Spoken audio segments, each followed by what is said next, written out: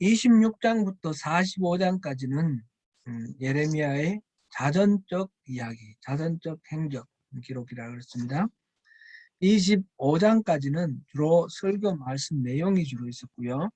그다음에 그렇다고 해서 뭐 그것만 있다는 뜻은 아니에요. 주로 그렇다라는 뜻이고, 26장부터 45장까지는 예레미야가 겪는 여러 가지 고초들, 어려움들, 이것을 쭉 기록해 놓았습니다. 그 중에서 66장부터 30장까지 보았는데 26장에서는 이른바 성전설교, 성전 앞에서 성전의 절기를 지키러 나오는 사람들에게 이 성전, 이곳이 여호와의 성전이라, 여호와의 성전이라, 여호와의 성전이라 하는 거짓말을 믿지 말라, 그렇게 말씀하셨어요. 예수님께서, 참 하나님께서 예레미야를 통해서 그렇게 성전이 이미 성전이 아니다 라고 선포를 하셨어요. 성전의 그 건물이라든지 그 안에 있는 여러 가지 기구들, 제사장들, 또 짐승을 잡아 바치는 제의들, 모든 것들이 여전했지만, 그러나 그곳에는 무엇보다도 하나님이 안 계셨어요. 하나님이 떠나시면서 이제 이곳은 성전이 아니다, 이렇게 말씀하셨어요. 그러면서 이스라엘에게 돌아오라고 그런 말씀을 하셨어요. 이 성전 설교를 선포했을 때에 이 이스라엘 백성들은 예레미야를 잡아 죽이려고 하였습니다. 고관들부터 시작해서 제사장, 선지자, 그 다음에 일반 백성들까지. 그러다가 일반 백성들은 생각이 달라진 거죠. 히스기야 왕 때 그 미가 선지자는 미가서의 저자입니다. 미가 선지자가 똑같은 그 하나님의 진노, 징계를 선포를 했는데 히스기야가 죽였냐? 안 죽였다는 거죠.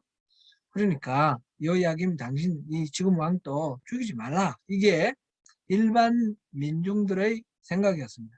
그리고 지방의 장로들이 중심이 되어서 그렇게 얘기했고, 이제 끝까지 이 예레미야에 대해서 지금 그 적대적인 입장을 가지는 사람들은 제사장과 선지자들입니다. 그 당시에 우리아라는 선지자가 똑같은 비슷한 설교를 했는데, 이 우리아는 이제 무서워서 도망을 갔습니다. 애굽에 도망갔는데 그 애굽에 사람을 보내가지고 우리아를 잡아와서 죽였습니다. 그러니까 예레미야도 죽이려고 그렇게 작정을 했는데 예레미야는 아히감이라는 사람이 숨겨주고 내주지 않아서 살았다, 그렇게 기록되어 있습니다. 27장에서는 이런 이제 예레미야의 선포에 대한 적대자들과의 관계 속에서 선지자들의 그 적대 행위, 이게 이제 27장에 쭉 나옵니다. 27장은 일반적인 선지자들입니다. 여기서 이제 말하기를 그때 당시는 이미 1차, 2차 점령당하고 난 뒤입니다. 시드기야 왕 때입니다. 그래서 성전과 왕궁의 많은 그 보물들과 기명들, 이런 것들이 빼앗겨서, 노획물로 빼앗겨서 바벨론으로 옮겨갔는데, 이 선지자들이 말하기를 2년 안에 다 돌아올 거다, 다 회복할 거다. 이거는 우리 앞에서 봤듯이 그 시온 불패, 다윗 신앙, 이게 신화가 되어가지고 이 성전이 있고 다윗 왕의 자손이, 후손이 왕인 이상 우리는 망할 리가 없다. 두 번이나 느부갓네살에 의해서 정복당하고 완전히 쫄딱 망했는데 다시 왕으로 세워준 이 시드기야를 중심으로 해서 다시 우리는 안 망한다 그러는 거죠. 2년 있으면 다 돌려받을 것이다, 그런 이야기를 하고 있었습니다. 예레미야는 다른 선지자들이 하는 말 다 거짓말이다, 하나님은 그렇게 말씀하신 적이 없다 그랬고, 8장에서 하나냐라는 선지자가 나왔는데 이 에레미야가 그때 이제 이 멍에를 메고 이렇게 했는데 멍에를 꺾어버리고 2년 안에 모든 것들이 회복된다 주장했는데 예레미야가 하나님 말씀을 선포하기를 이 나무로 만든 멍에를 꺾어버렸으니까 쇠멍에를 씌우겠다. 그렇게 말하고 쇠멍에를 쓰고 다닙니다. 그러면서 하나냐는 하나님의 회의에 온 적도 없다. 그래 하나님 말씀을 들은 게 아니다라는 거죠. 그래서 하나냐는 금년 안으로 죽을 거다. 그랬습니다. 그랬는데 이 하나냐는 실제로 이런 말이 오고 간 게 이제 5월 달인데 7월 달에 죽었어요. 한 2달 만에 하나냐가 죽었습니다. 이렇게 하나님의 그 심판이 어미로우심을 계속해서 보여줬고요. 이 선지자들과 막 갈등하고 하는 그런 장면들이 나왔고 29장에서는 예레미야가 포로들에게 편지를 썼어요. 바벨론의 포로로 끌려간 사람들에게 집을 짓고 텃밭 만들고 그 열매 먹어라. 그리고 너희들도 장가가고 시집가고 너희 자녀들도 장가가고 시집가라. 그러니까 금방 돌아올 수 있는 게 아니고 그곳에 터잡으라는 거죠. 70년은 있어야 된다. 70년은 바벨론을 섬겨야 된다. 그렇게 얘기를 합니다.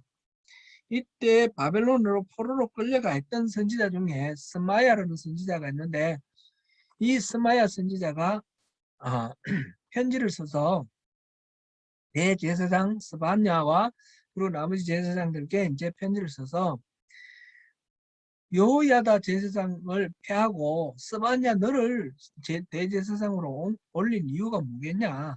저 예레미야 같은 가짜 선지자를 그냥 내버려두면 안 된다. 뭐 이런 식의 편지를 쓴 거예요. 그랬을 때에 예레미야가 그 하나님의 말씀에 스마야는 하나님 보낸 사람이 아니다.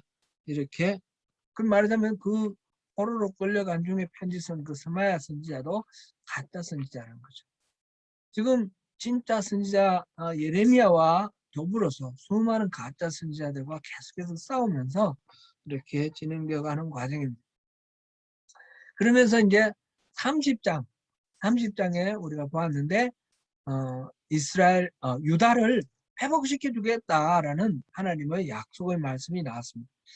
오늘은 31장 말씀을 볼 겁니다. 31장만 오늘 볼 텐데 30장, 31장, 32장, 33장까지 이 4장은 별명이 있어요. 위로의 책이라고 합니다. 위로의 책. 유다와 이스라엘의 회복을 예언하시면서 위로해 주시는 말씀이기 때문에 이 30장부터 33장까지는 위로의 책입니다. 하나님은 포로로 끌려가 있는 유다 백성들에게 이스라엘과 유다의 포로를 반드시 돌아가게 해 주겠다라고 약속을 하시는 것입니다. 하나님은 유다를 회복시켜 주시고 하나님과의 관계를 새롭게 해주시겠다는 말을 우리 30장 마지막 22절에서 분명하게 그렇게 말씀하셨죠. 30장 22절 우리 한번 읽어보겠습니다. 너희는 내 백성이 되겠고 나는 너희들의 하나님이 되리라. 이거는 시내산에서부터 있었던 약속 아닙니까? 그 약속을 다시금 분명하게 해주시는 것입니다. 31장에서는 계속해서 회복을 약속을 하시는데 이스라엘의 회복입니다. 이스라엘의 회복. 30장에서는 유다의 회복을 말했는데 이 유다의 회복을 확장해서 이스라엘의 회복까지. 이 이스라엘의 회복은 이스라엘이 BC 722년에 아수르에 의해서 멸망당했으니까 지금 BC 597년 이래 되니까 한 120년 전에 있었던 이야기예요. 나라가 멸망하고 그 백성들은 끌려갔잖아요. 끌려가서 그 북쪽에 오늘날에 보면 카스피해 주변에 아르메니아 뭐 이렇게 저쪽으로 타지키스탄, 키르기스탄 이런 있는 쪽으로 끌려가서 흩어버렸어요. 열 지파 흩어버리고 그 후세했던 사람들을 데려다가 남아있는 사람들하고 강제 결혼시키고 해가지고 혼혈시켜버렸어요. 그것이 바로 사마리아 아닙니까? 그런데 지금 예레미야를 통해서 하나님이 말씀하시기를 북왕국 이스라엘도 회복시켜 주겠다라고 말씀을 하시는 것입니다. 1절부터 14절까지 전반부는 그 이스라엘 회복에 대한 약속과 구체적인 회복의 이 모습입니다. 이것은 여전히 하나님께서 북왕국 이스라엘에 대해서도 사랑을 거두지 아니하셨다. 아직도 갖고 계신다. 그런 뜻입니다. 여기 보니까 6절, 9절, 18절, 20절에 보니까 에브라임이라는 단어가 나오고요. 또 5절에는 사마리아라는 단어가 나오고 15절에는 라헬이라 나옵니다. 라헬은 누굽니까? 그 첫 번째, 야곱의 첫 번째 아내, 그리고 라헬에게서 여러 자녀들이 나왔잖아요. 그래서 라헬은 지금 북왕국을 지금 얘기하고 있어요. 그런가요? 아니죠. 라헬이 그게 아니죠. 정말 좋아했던 어, 그, 그 아들 아닙니까? 그러니까 요셉을 낳고 벤야민을 낳았던, 그러니까 요셉의 아들이 누구예요? 에브라임 아닙니까? 그죠? 에브라임과 므낫세. 그러니까 북왕국을 대표하는 지파가 에브라임 지파예요. 북왕국을 대표하는 지파가 에브라임 지파. 그 에브라임의 엄마가 라헬이에요. 엄마가 아니고 할머니인데 야곱이 이제 양자 삼아서 이렇게 했기 때문에 이 에브라임 라헬은 북왕국을 상징하는 그런 대표적인 사람이 되었죠. 그래서 이러한 에브라임이나 사마리아나 라헬에 대해서 언급하는 것은 바로 북왕국 이스라엘을 가리키는 말이고, 하나님은 북왕국 이스라엘도 회복시켜 주시고 끌려간 자리 그 북쪽에서 다시 돌아오도록 해주시겠다, 그 말씀입니다. 8절을 읽어보겠습니다. 8절 보라, 나는 그들을 북쪽 땅에서 인도하며 땅 끝에서부터 모으리라. 그들 중에는 맹인과 다리 저는 사람과 잉태한 여인과 해산하는 여인이 함께 있으며 큰 무리를 이루어 이곳으로 돌아오리라. 이 맹인이라든지 다리 저는 사람, 잉태한 사람, 해산하는 사람, 이런 사람은 여행하기에 적절하지 않은 사람이에요. 많은 불편함이 있어서 잘 걷지도 못하고 이 장거리 여행하는데 어려운 사람을 말합니다. 곧 이렇게 어려운 사람들조차도 올 수 있도록 하나님이 보호해 주신다는 뜻이죠. 역사적으로 우리가 생각할 때 남한국 유다에서 포로로 끌려간 사람은, 바벨론으로 포로로 끌려갔던 사람은 돌아오죠. 70년 지나서 돌아오는데 북왕국 아수르에 의해서 포로로 끌려갔던 사람은 명시적으로 돌아오는 것이 없습니다. 그런데 예레미야를 통해서 이 말씀을 지금 약속하시는데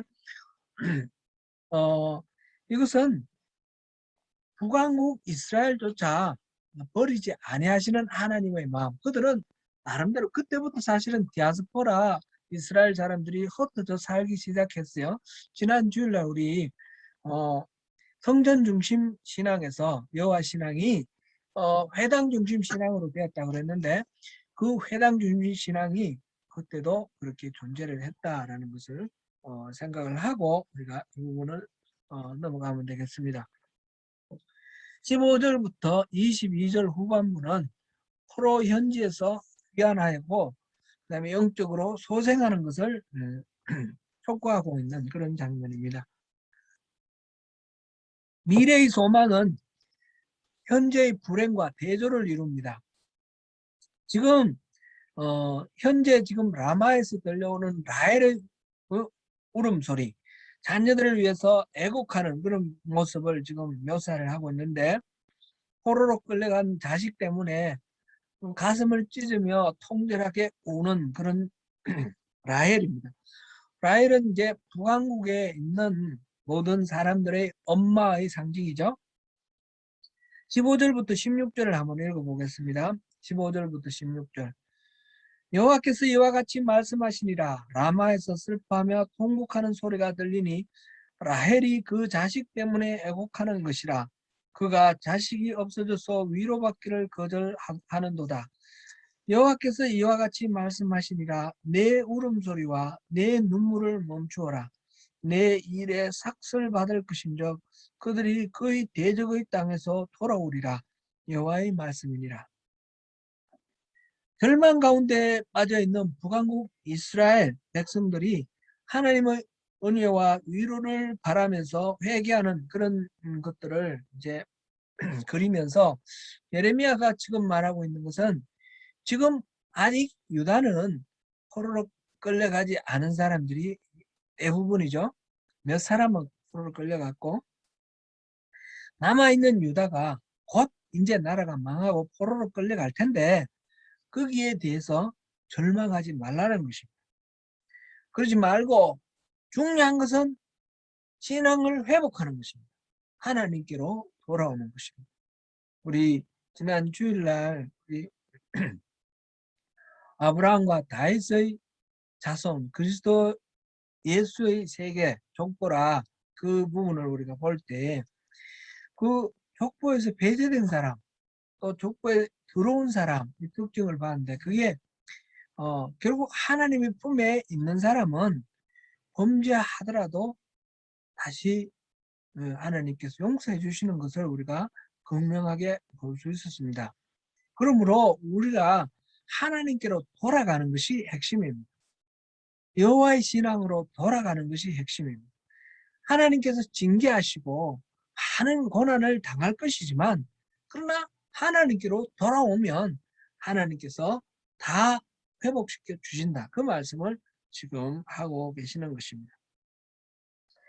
이 22절까지는 북왕국 이스라엘의 회복에 대한 이야기고 23절부터 26절까지는 앞에서 얘기했던 유다의 회복입니다. 도저히 불가능해 보이는 그 북왕국 이스라엘조차 회복하겠다라고 예언하심으로써 간접적으로 지금 유다 백성들에게 소망을 주시는데 그에서 한 걸음 더 나아가서 직접적으로 예레미야가 유다 백성들에게 그 유다의 회복을 언급하면서 소망을 주시는 희망을 불어넣고 있는 그런 장면입니다. 특히 유다가 포로 그 지에서 돌아와서 다시금 새로운 의로운 성읍과 성전을 재건하게 될 것이다. 그렇게 예언합니다. 23절 한번 읽어보겠습니다. 만군의 여호와 이스라엘의 하나님께서 이와 같이 말씀하시니라. 내가 그 사로잡힌 자를 돌아오게 할 때에 그들이 유다 땅과 그 성읍들에서 다시 이 말을 쓰리니 곧 의로운 처소여 거룩한 산이여 여호와께서 내게 복 주시기를 원하노라 할 것이며 지금 의로운 처소여 거룩한 산이여는 예루살렘을 가리키는 말입니다. 예루살렘에 있는 시온산을 가리키는 말입니다. 그런데 의로운 처소 거룩한 산 이 말은 그 예루살렘이라는 도시가 의롭고 시온산 자체가 거룩하다라는 뜻은 아닙니다. 의로운 사람, 특별히 수많은 양떼를 지극히 의롭게 통치하는 목자가 되시는 하나님의 의로움과 하나님의 거룩함을 예루살렘에 이렇게 부여를 한 것입니다. 그래서 이 예루살렘이 하나님이 계심으로 인해서 다시 돌아와서 하나님이 계심으로 인해서 어루워지고 거룩한 그런 곳이 될 것이다. 그렇게 지금 노래하고 있는 것입니다. 27절부터 40절까지가 이제 진정한 회복, 언약의 말씀입니다. 북왕국 이스라엘과 남왕국 유다가 회복이 된 이후에 하나님의 주권적 개입으로 새로워지는 전체 이스라엘, 합쳐서 이스라엘이라고 할 때 이 유대민족, 이스라엘 민족 전체 그들의 모습은 어떤 모습이 될 것인가 하는 것입니다. 여기에서 지금 핵심적인 단어가 새 언약입니다. 새 언약. 31절에 나오는 새 언약이라는 단어입니다. 새 언약이라는 이름은 구약 성경에는 여기 한 곳에만 나옵니다. 신약 성경에는 예수님께서 주의 만찬을 제정하실 때에 새 언약의 피다 이런 말씀을 계속 하셨는데, 그리고 히브리스에서 예수님을 묘사할 때 새 언약의 중보자 이렇게 묘사를 하고 있습니다. 그럼 예수님의 그 사역 전체가 바로 예수님의 그리스도의 복음, 그것이 새 언약이 되는 거죠. 이제 구약 성경에서 새 언약이라는 단어는 바로 여기에 나오는데, 이것이 바로 예수님의 그리스도 복음과 연결이 됩니다. 다른 비슷한 표현들은 좀 여러 가지가 있습니다. 영원한 언약 이렇게 돼 있는 것이 지금 바로 뒤에 32장 보면 32장 40절에 내가 그들에게 복을 주기 위하여 그들을 떠나지 아니하리라 하는 영원한 언약을 그들에게 세우고 나를 경외함을 그들의 마음에 두어 나를 떠나지 않게 하고, 영원한 언약, 새 언약을 영원한 언약 이렇게 표현을 했습니다. 이런 것들은 50장 5절에도 있고 이사야서 24장 5절에도 나오고 55장 3절, 61장 8절에 나옵니다. 에스겔서에도 영원한 언약이라는 말이 16장 60절, 37장 26절 이렇게 여러 군데 영원한 언약이라는 말이 나옵니다. 근데 그 영원한 언약은 새 언약이라는 거죠. 이 새 언약하고 같은 것을 지금 가리는 말입니다. 이 새 언약을 그 내용상으로 새 마음, 새 영, 한 마음 이렇게 표현한 것이 또 여기저기 있습니다. 32장 39절을 다시 한번 보겠습니다. 32장 39절. 32장 39절 보면 내가 그들에게 한 마음과 한 길을 주어 자기들과 자기 후손의 복을 위하여 항상 나를 경외하게 하고 이렇게 되어 있죠. 한 마음과 한 길 이렇게 표현되어 있습니다. 그 다음에 에스겔서 보면 11장 19절에 한 마음과 새 영 이렇게 표현되어 있고요. 에스겔서 36장 26절에 보면 새 영과 새 마음 이렇게 표현되어 있어요. 이 새 마음, 새 영, 그 다음에 한 마음, 이 모든 것들이 다 같은 내용이 바로 오늘 여기서 오늘 본문에서 새 언약이라고 말했는데 그 내용이 바로 33절이죠. 33절 우리 한번 읽어보고 진행하겠습니다.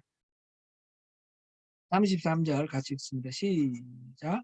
그러나 그날 후에 내가 이스라엘 집과 맺을 언약은 이러하니 곧 내가 나의 법을 그들의 속에 두며 그들의 마음에 기록하여 나는 그들의 하나님이 되고 그들은 내 마음이 될 것이다.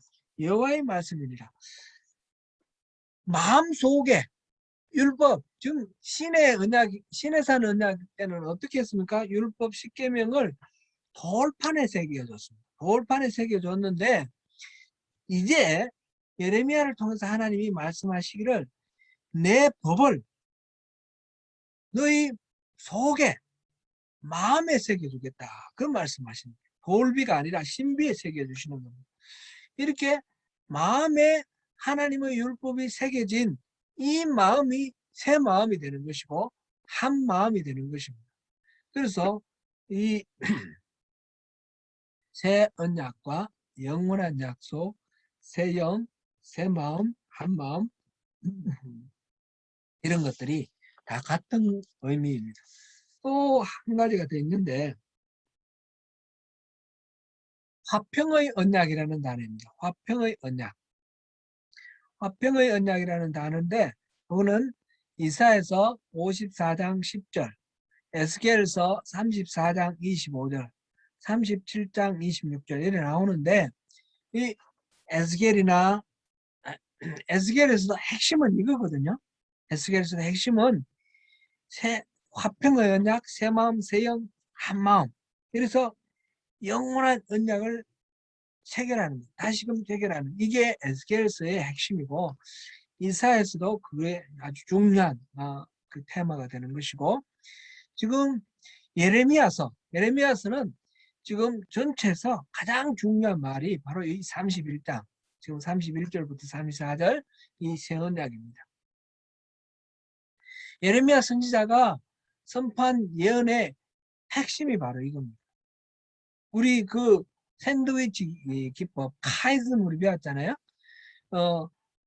맨 앞과 맨 뒤가 같고 이렇게 샌드위치처럼 돼서 한가운데 있는 것이 가장 중요한 건데, 지금 한가운데 31장 여기 있는 이 31절부터 34절 이 말씀이 예레미야서의 핵심이다, 이렇게 볼 수 있겠습니다. 그게 다른 게 아니라 새 언약이라는 것입니다.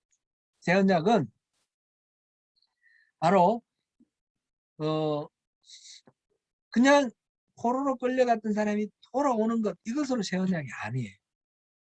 그것의 결집, 그것을 궁극적으로 이제 예수님이 오시고 예수님이 십자가 지시고 우리 죄의 문제를 다 해결해 주시고 성천하시고 성령을 보내주셔서 성령으로 우리 안에 오셔서 새로운 영, 새로운 마음으로 되는 것, 거기까지가 이 예레미야 언약의 말하자면 가리키는 지향점, 목표입니다.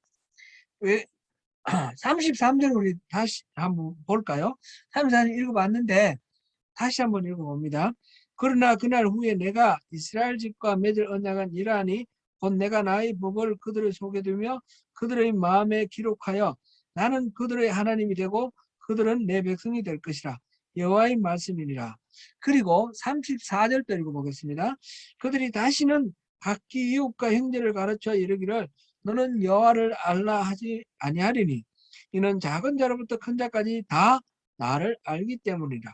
내가 그들의 악행을 사하고 다시는 그 죄를 기억하지 아니하리라. 여호와의 말씀이니라. 이제 하나님을 알라라고 말할 필요가 없는 거예요. 다 하나님을 알게 돼요. 우리 신앙의 핵심이 하나님을 알고 사랑하라는 거라고 그랬는데 바로 그런 상태가 되는 거예요. 온전하게 하나님과 우리가 연합된 상태. 예수님께서 요한복음 17장에서 기도를 했지 않습니까? 기도하면서 그 기도의 내용이 뭡니까? 기도 내용을 두 가지를 핵심적으로 말할 때 두 가지를 주제로 말한다 그랬습니다.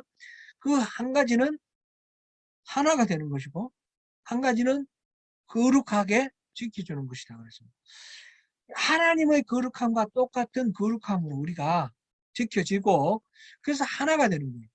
하나님과 예수님이 하나인 것처럼 우리도 하나님과 예수님과 우리가 하나가 되는 것.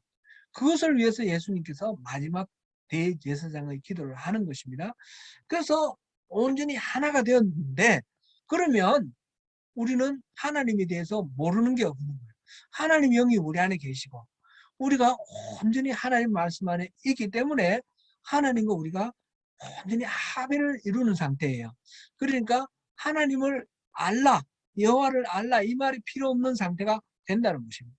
곧 그 새 언약의 최종 모습, 마지막 완성의 모습은 우리와 그리스도 하나님이 연합을, 온전한 연합을 이루는 것입니다.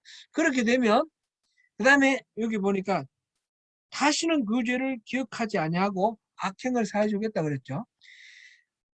옛 언약과 새 언약의 차이를 우리가 다시 여기서 볼 수 있습니다. 다시 한번 우리가 정리해서 보겠습니다. 새 언약이 바로 이거다 생각하고요. 새 언약은 옛 언약과 연속성이 있습니다. 첫 번째 연속성을 보겠습니다. 연속성이라는 말은 이어진다, 공통점이다, 동일하다 그런 뜻이죠. 제가 신고 있던 신발이 다 낡아졌어요. 그래서 헌 신발을 버리고 새 신발을 사서 신게 되었습니다. 그러면 헌신과 새신 사이에 연결이 있습니까? 없습니까?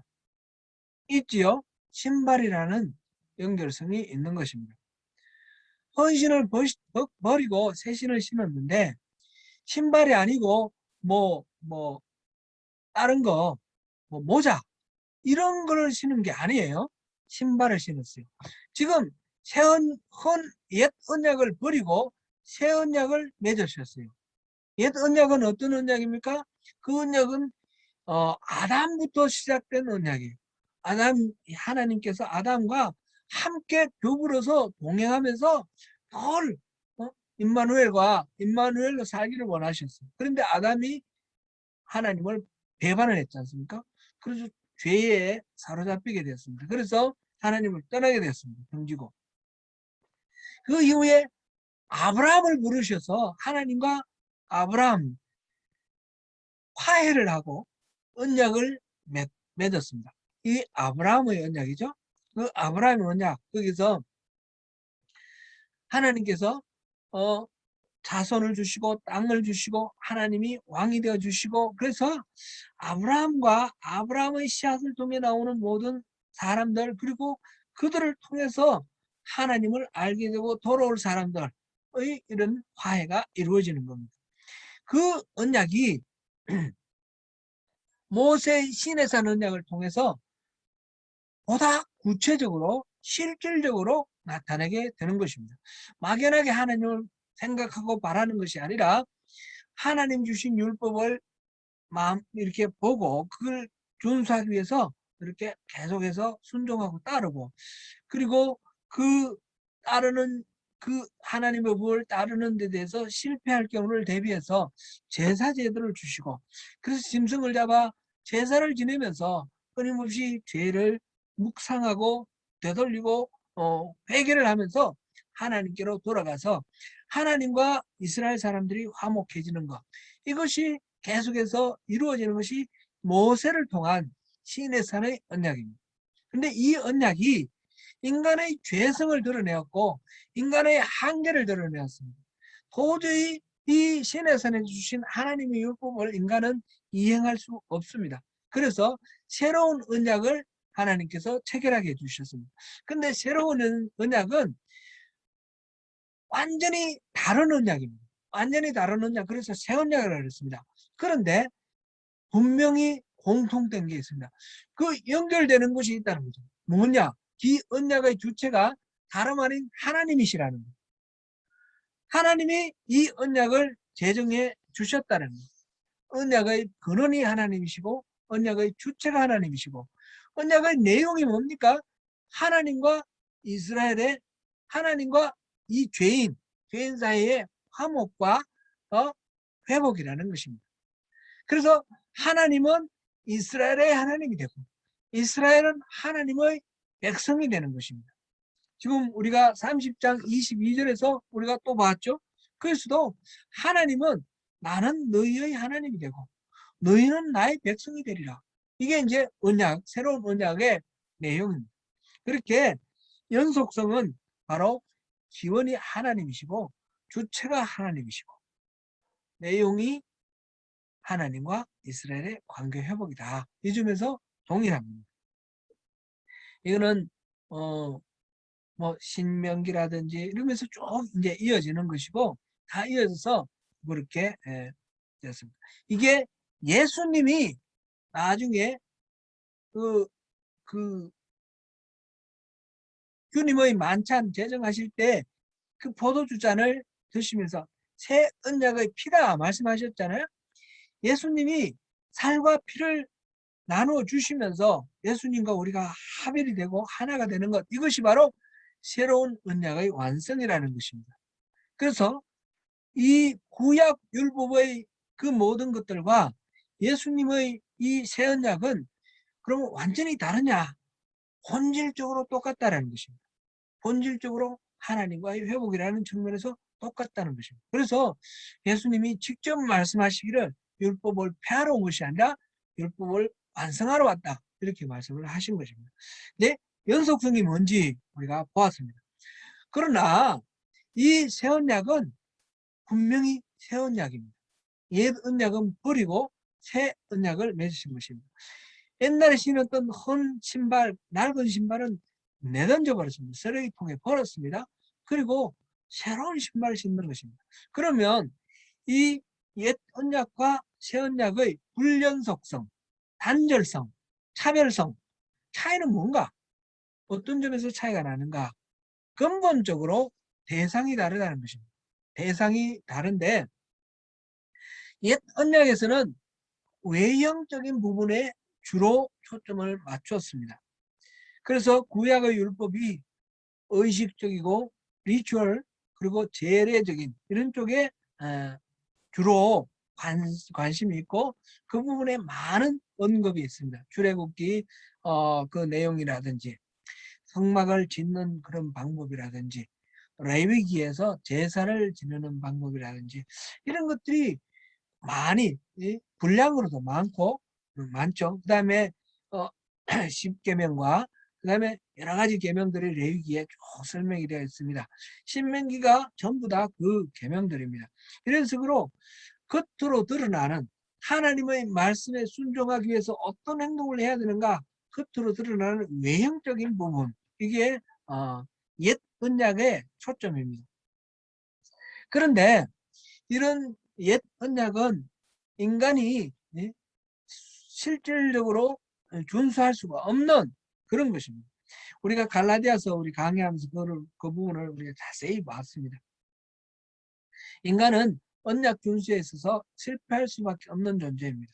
그래서 옛 언약이 불완전해서가 아니라 인간이 불완전하기 때문에 어떻게 보면 하나님께서 구약 시대에 인간을 더 많이 믿었다, 더 많이 신뢰했다라고 볼 수도 있습니다.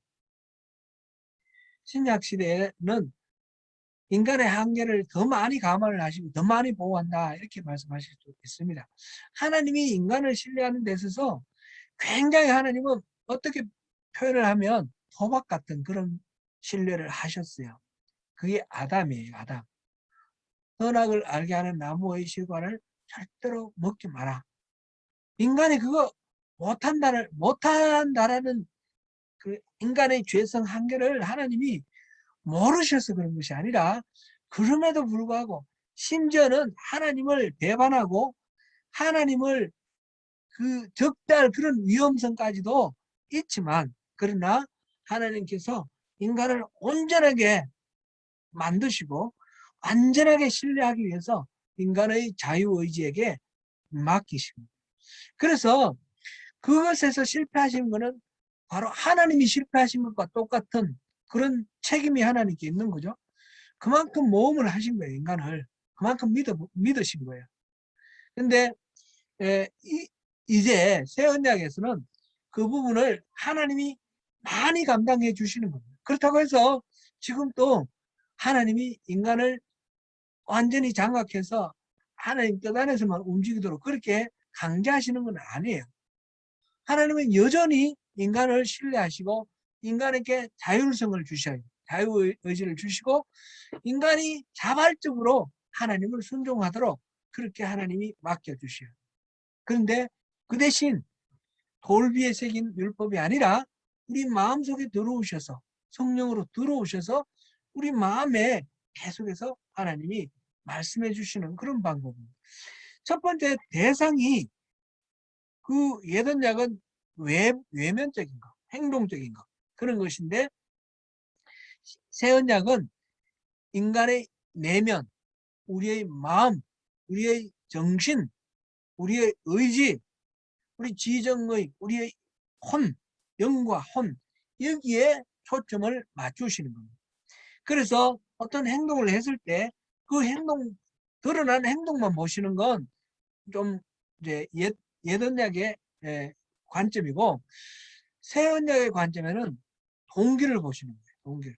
겉으로는 아무런 행동 안 해도 그 속에 어떤 마음이 있는가 보시고 겉으로 어떤 죄를 범해도 그 마음속에 어떤 동기가 있는가 그런 걸 보시는 거예요. 우리 중심을 보시는 분이 바로 하나님이시다라는 것을 우리가 여기서 옛 언약과 새 언약의 단절성에서 첫 번째 볼 수 있는 것입니다. 그래서 우리는 기꺼이 하나님께 자발적으로 복종해야 합니다. 그렇게 할 때 하나님 기뻐하십니다. 그런데 이것조차도 하나님께서 은혜로 주셨다는 것이죠.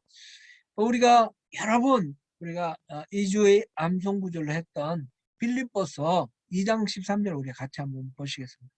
빌립보서 2장 13절. 우리 외시는 분은 외시고요. 너희 안에서 행하시는 이는 하나님이시니 자기의 기쁘신 뜻을 위하여 너희에게 소원을 두고 행하게 하시나니. 아멘. 하나님께서 자기의 기쁘신 뜻을 위해서 우리 안에 소원을 두셨어요. 우리 안에 하나님이 계셔서 하시는 일이 우리의 소원을 두시고 그리고 행하게 하신다. 이럴 때는 여기는 능력도 주신다. 그런 의미가 들어있어요. 행할 수 있도록 능력도 주신다. 이게 새 언약의 내용입니다. 새 언약으로는 우리 안에 마음속에 법을 새겨주시고 우리 안에 오셔서 소원을 주시고 행하게 하시는 이런 것입니다. 이제 그러므로 하나님을 아는 지식 이런 것들이 더 이상 필요 없어지는 것이죠. 자연스럽게 하나님 우리 안에 계신 하나님을 알게 되고 사랑하게 되고 이렇게 우리가 성령이 우리 안에서 이끄시는 대로 순종하기만 하면 된다는 것이죠. 그리고 우리 안에는 두 가지 법이 있죠. 내 육신의 법이 있고 성령의 법이 있어요. 육신이 인도하는 대로 가면 죄를 범하고 성령이 인도하는 대로 가면 우리는 거룩하게 이렇게 하나님의 그 지키심을 우리가 입을 수가 있는 겁니다. 이제 두 번째로 이 새 언약의 차별성, 옛 언약과 새 언약의 이 단절성, 차별성은 유효성, 능력, 효과가 다르다, 완전히 다르다라는 것입니다. 같은 언약이지만 효과가 완전히 다르다는 것입니다. 옛 언약의 효과는 우리의 죄성을 드러내고 우리는 결국은 하나님 앞에 우리 스스로 어떻게 할 수가 없는 존재다. 하나님 앞에 엎드려서 의지할 수밖에 없는 존재라는 걸 깨닫는 데까지가 이 옛 언약의 효과입니다. 그래서 이건 몽학 선생 이렇게도 말을 했죠. 인간은 죄를 짓는 그런 존재고 그래서 하나님으로부터 징계를 받고 저주를 받는 그런 존재라는 것을 드러내는 것이 옛 언약입니다. 이제 새 언약은 인간의 죄를 치유를 해주시는 것이고 인간의 죄를 해결해 주시는 것입니다. 34절을 다시 한번 더 읽어보겠습니다. 34절.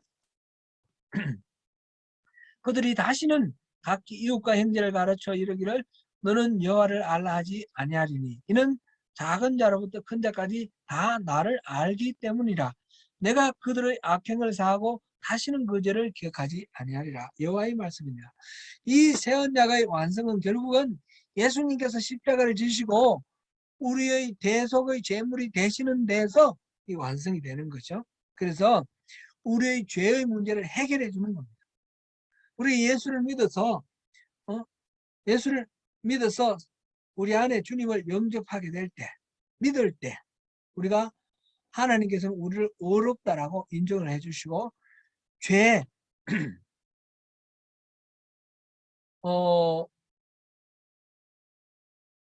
죄의 그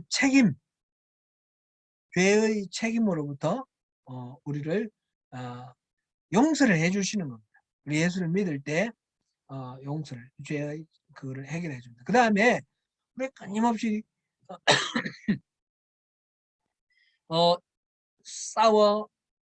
싸우고 나가는 이 성화의 과정 속에서 이제 지나간 죄뿐만 아니라 이 지나간 죄를 용서받았다고 해서 지금 다시 죄의 유혹에 우리가 안 빠지는 게 아니잖아요. 끊임없이 다시 죄의 유혹에 빠지고 다시 싸우고 이러는데 이 성화의 과정을 통해서 이 죄의 세력으로부터 점점 우리를 해방시켜 주는 거예요. 첫 번째 그 의롭다 칭의의 과정에서는 죄의 책임으로부터 해방시켜 주시고, 이제 성화의 과정에서는 죄의 세력으로부터 해방시켜 주시고, 그 다음에 예수님이 다시 오실 때 우리가 완전히 영화의 과정, 온전하게 새 영과 새 몸으로 다시 입어서 영원한 생명을 하나님과 더불어서 누리게 될 때, 그때는 그곳에는, 하나님 나라는 죄의 존재가 없어요. 죄가 없어집니다. 그 죄의 존재로부터 우리가 해방되는 그런 것이 됩니다. 이 새 언약은 이 세 단계를 다 포함하고 있습니다. 죄의 세력으로부터, 악행으로부터 우리가 용서해 주시고, 또 다시는 그 죄를 기억하지 아니하시고, 그 죄를 짓지 않도록 해주시고, 이렇게 죄의 존재 속에 살지 않도록 그렇게 해방시켜 주시는 것입니다. 그러니까 옛 언약은 우리가 죄에 질 수밖에 없는 존재라는 것을 드러내는 것까지가 효과고, 새 언약은 그 죄를 이기게 해주는, 죄의 문제를 해결해 주는 데까지 효과가 있다는 거죠. 유효성이 완전히 차이나죠. 옛 언약과 새 언약은 완전히 하늘과 땅의 차이예요. 완전히 하늘과 땅. 이 새 언약을 우리에게 약속하셨다는 것이에요. 사랑하는 성도 여러분, 하나님께서 우리 인류와 약속을 맺으셨다는 것 자체가 어마어마한 복음이죠. 이제 그 언약을 새롭게 하기 위해서 하나님 자신이 인간의 모습으로 인간의 몸을 입고 인카네이션 하셔서 이 땅에 오셔서 사셨다는 사실 자체가, 예수님으로 오셨다는 사실 자체가 또 더 이상 우리가 말할 수 없는 어마어마한 그런 은혜이고, 그것이 바로 복음인 것입니다. 예수님이 바로 복음의 핵심인 것입니다.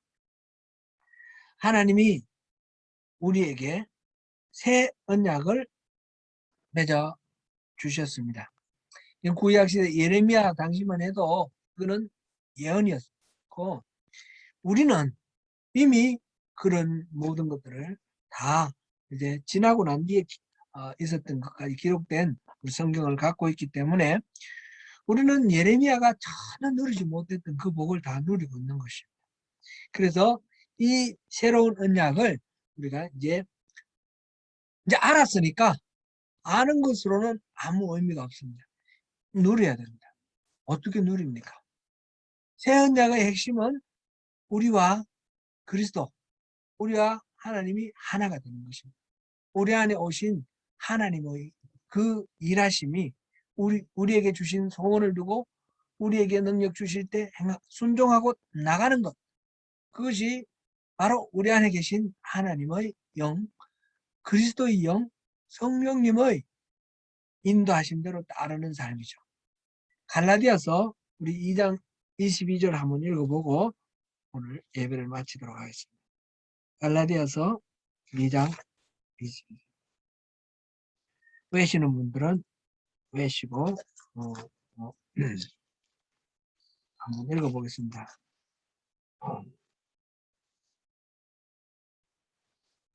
시작. 내가 그리스도와 함께 십자가에 못 박혔나니 그런즉 이제 내가 산 것이 아니요 오직 내 안에 예수 그리스도께서 사시는 것이라. 이제 내가 육체 가운데 사는 것은 나를 사랑하사 나를 위하여 자기 자신을 버리신 하나님의 아들을 믿는 믿음 안에서 사는 것이라.